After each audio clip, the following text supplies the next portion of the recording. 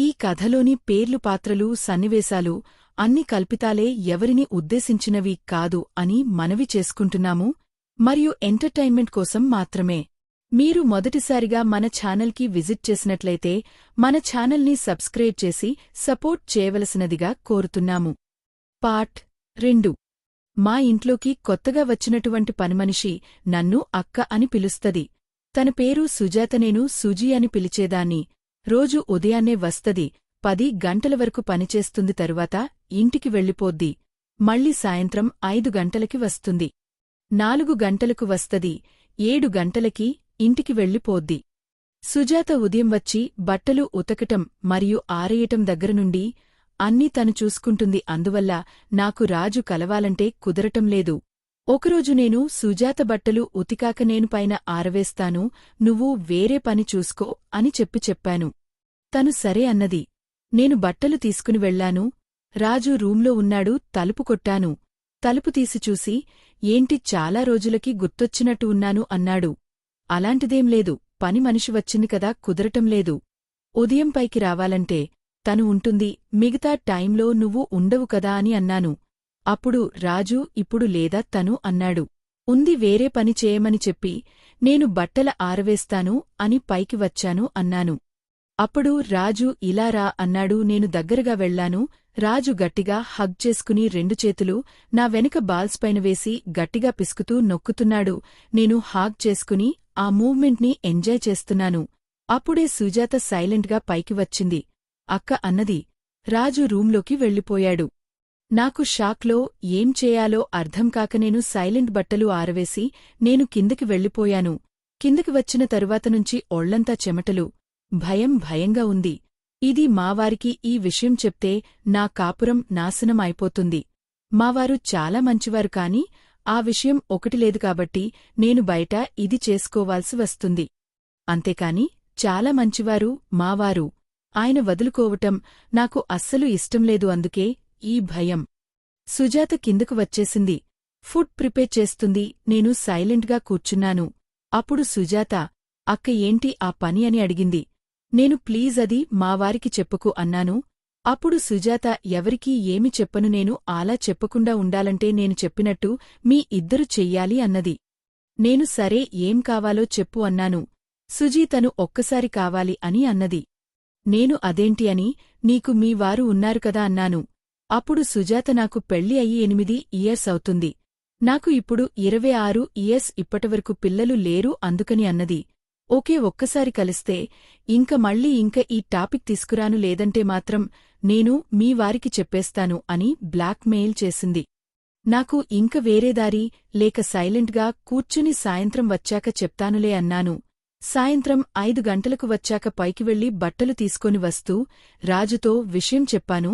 రాజు ఒక్క నిమిషం ఆలోచించి సరే, నాకేం అభ్యంతరం లేదు, ఇదే విషయాన్ని తను నాతో మాట్లాడాలని చెప్పాడు. సరే చెప్తాను అన్నాను.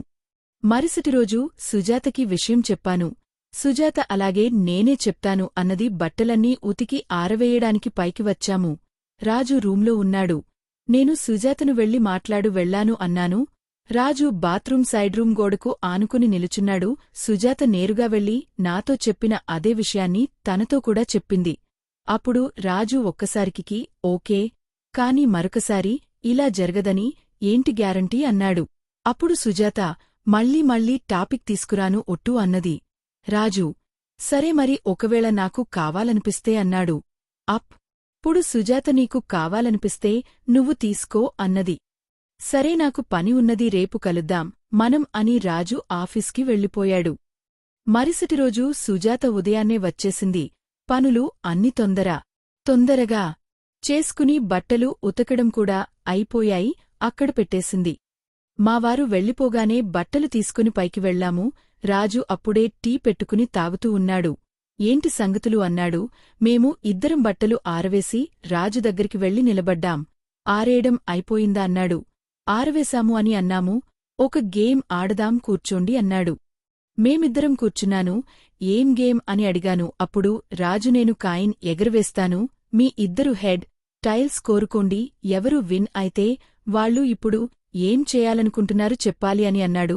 సరే, మేమిద్దరం ఓకే అని చెప్పాము. రాజు కాయిన్ ఎగరవేశాడు.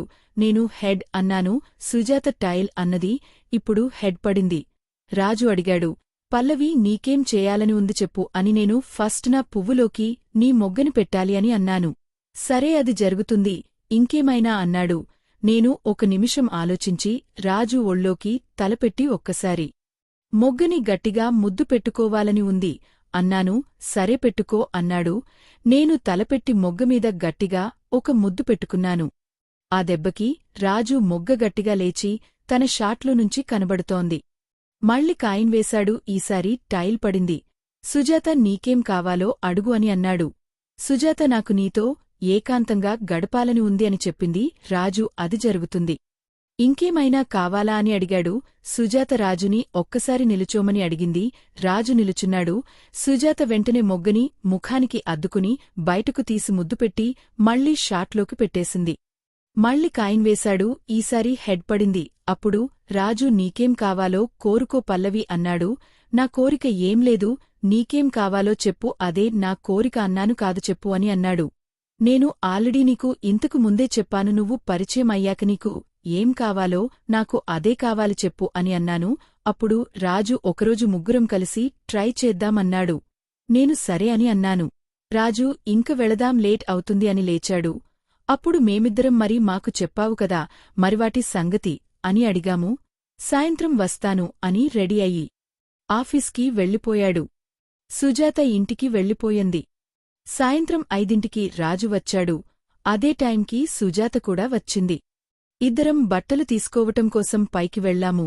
అప్పుడే రాజు బాత్రూం నుండి ఫ్రెష్ అయ్యి బయటికి వచ్చాడు. ఒంటిపైన బనియన్, టవల్ మాత్రమే ఉన్నాయి. ఇద్దరం అలానే చూస్తూ ఉండిపోయాము. రాజు బాత్రూం సైడ్కి నిలుచుని ఇలా రండి అన్నాడు. వెళ్ళేక పల్లవి నా మొగ్గ తీసి సుజాత నోట్లో పెట్టు అని అన్నాడు.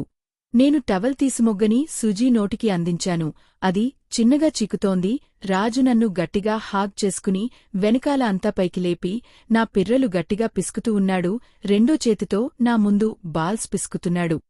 నా వెనకాల పిర్రల సందుగా వెళ్లుపెట్టి పువ్వును కదిలిస్తున్నాడు. నేను ఆపుకోలేక రాజు ఒక్కసారి పువ్వులో పెట్టమని అడిగాను. అప్పుడు రాజు కింద చూడు అన్నాడు. సుజాత మొగ్గ బాల్స్ కరువు పట్టినట్లుగా చీకుతుంది. అది బాల్స్ దాటి వెనక్కి వెళ్ళిపోతుంది. రాజు వెనకాల బాల్స్ సైడ్కి అని బ్యాక్ హోల్ దగ్గరికి వెళ్ళిపోయండి. అప్పుడు రాజు సుజాత ఒక్క నిమిషం అన్నాడు. తను ఆగింది. పల్లవి నువ్వు వంగు అన్నాడు. నేను వంగున్నాను. రాజు చిన్నగా తన మొగ్గని నా పువ్వుకి రుద్దుతూ పువ్వులోని పెట్టాడు. చిన్నగా లోపలి నెట్టాడు. నాకు ఒక్కసారిగా కరెంట్ షాక్ కొట్టినట్టు అయిపోయింది. ఎందుకంటే చాలా రోజుల తర్వాత ఒకసారి పువ్వులోకి మొగ్గ దూరింది. నాకైతే ఇంక అలా ఉండిపోతే బాగుండు అనిపించింది. రాజు గట్టిగా 4 దెబ్బలు కొట్టాడు. కొట్టి బయటికి తీశాడు. నేను ఎందుకు తీసావ్ అని అన్నాను. నేను నీకు మొదట పెడతానని చెప్పాను, మొదట నీకే పెట్టాను అన్నాడు. సుజాత కాసేపు ఆగి బట్టలు తీసుకుని కిందకు వస్తుంది అన్నాడు. నేను అలానే చూస్తూ ఉండిపోయాను. అప్పుడు రాజు నాకు అర్థమైంది, నీకు సపరేట్గా నేను చూసుకుంటాను అని అన్నాడు. సరే అని నేను కిందకి వెళ్ళిపోయాను. రాజు టవల్ చుట్టుకుంటూ రూంలోకి వెళ్ళిపోయాడు. సుజాత కూడా అటూ ఇటు చూసి లోపలికి వెళ్ళిపోయింది. వాళ్లు తలుపు దగ్గరగా వేసుకున్నారు. నేను కుతూహలం ఆపుకోలేక మళ్లీ పైకి వచ్చి సైడ్ విండోలోనుంచి లోపలికి చూస్తూ ఉన్నాను. రాజు పనుకుని మొబైల్ చూస్తూ ఉన్నాడు. సుజాత పక్కన కూర్చుని చీర, జాకెట్ విప్పేసి లంగా విప్పుతుంటే వద్దు అన్నాడు. తరువాత వాడేమో మొబైల్ చూస్తూ ఉన్నాడు. ఇది మాత్రం వాడి ముఖం దగ్గరనుంచి కింద కాలివరకు మొత్తం ముద్దులు పెట్టింది. తరువాత వాడి మొగ్గ బాల్స్ మార్చి చిక్కుతుంది. ఆ మొగ్గ నా పువ్వులో పెట్టింది అన్నది కూడా మర్చిపోయి చిక్కుతుంది. వాడిని బోర్లా పనుకోబెట్టి బాల్స్ పిసుకుతూ బ్యాక్ హోల్ నాకుతూ ముందు బాల్స్, మొగ్గ పిసుకుతూ ఉన్నది. కొద్దిసేపటికి రాజు సెల్ పక్కన పెట్టాడు. సుజాతను పడుకోమన్నాడు. అది పనుకుని లంగా పైకి లేపింది. దాని పువ్వుని చూస్తే నాకు నిజంగానే వాడిన పువ్వా అనిపించింది. ఎందుకంటే అసలు వాడని పువ్వు ఎలా ఉంటుందో అలా ఉంది. పువ్వులోనుంచి రసం కారుతూ ఉంది చిన్నగా. రాజు తన మొగ్గ తోటి రుద్దుతూ చిన్నగా లోపలికి పెడుతూ ఉన్నాడు. కొంతసేపటికి మొత్తం నేటేశాడు. అప్పుడు సుజాత అబ్బా అబ్బా అని అరుస్తుంది. 2 నిమిషాల తర్వాత దానిపై బాల్స్ పైన చేతులు వేసి బాల్స్ గట్టిగా పట్టుకునే బాల్స్ పైన లేసి ఒక్కసారిగా పువ్వులో గట్టిగా కొట్టాడు. అది అమ్మ అమ్మ అని రాజుని గట్టిగా హత్తుకుంది. ఏమైంది అన్నాడు. ఏం లేదు లోపలికి ఎక్కడికో తగిలింది, కొంచెం నొప్పిగా అనిపించింది అన్నది మరివద్దా అన్నాడు. తను ఇంకా కావాలి అన్నది సరే అని గట్టిగా 2 దెబ్బలు వేసి ఒంగోపెట్టి చిన్నగా పువ్వు కొడుతూ పువ్వు కార్చే రసం తీసి శ్రీజాత పిర్రలు వెడల్పు చేసి తన మొగ్గతో దాని వెనుక బొక్కలో వేసి చిన్నగా మొగ్గ దూర్చాడు. అప్పుడు సుజాత నొప్పిగా ఉంది అని అన్నది. రాజు 2 నిమిషాలు అన్నాను. చిన్నగా 2-3 దెబ్బలు వేసి తీసివేశాడు. తరువాత పడుకోబెట్టి దానిపైన పడుకున్నాడు. అది 2 కాళ్ళు పైకి ఎత్తింది. రాజు గట్టిగా గుద్ది పువ్వులోకి రసాన్ని వదిలాడు. అది కాళ్లుతో పెనవేసుకుని గట్టిగా పువ్వుకేసి అడుముకుంది. వాడు పైకి లేచాక అది మొగ్గని శుభ్రంగా మొత్తం నాకేసేసింది. నాకు అప్పుడు అనిపించింది, ఇది ఇంత కసిగా ఉన్నది ఏంటి అని. నేను సైలెంట్గా కిందికి వెళ్ళిపోయాను. తర్వాత కాసేపటికి సుజాత బట్టలు తీసుకుని వచ్చింది. పైన ఏం జరిగిందని అడిగాను. ఏముంది, అక్క గట్టిగా 4 దెబ్బలు వేశాడు అని చెప్పింది. మరుసటి రోజు ఉదయాన్నే మళ్ళీ సుజాత వచ్చి తన పని చేసుకుంటుంది. నేను సైలెంట్గా పైకి వెళ్లాను. నాకు కావాలి అని అడిగాను. రాజు, నాకు అర్థమైంది, ఈరోజు మనం ప్రోగ్రాం పెట్టుకుందామా అన్నాడు. నేను సరే అన్నాను. కాని సుజాత కింద ఉండగానే దాని ముందు చేసుకుందాం అన్నాను. మీకు అభ్యంతరం లేకపోతే నాకు ఏమీ ఇబ్బంది లేదు అన్నాడు. కిందకి వెళ్ళి సుజాత టిఫిన్ రెడీ చెయ్యి, నీకు నాకు ఇంకా రాజుకి ముగ్గురికి రెడీ చేసిపెట్టు అని అన్నాను. సుజాత అక్క రాజు కూడా వస్తున్నాడా కిందకి అన్నది. అవును వస్తున్నాడు అన్నాను. అది చాలా హ్యాపీగా మొత్తం రెడీ చేసిపెట్టింది. పార్ట్ 3లో కలుద్దాం.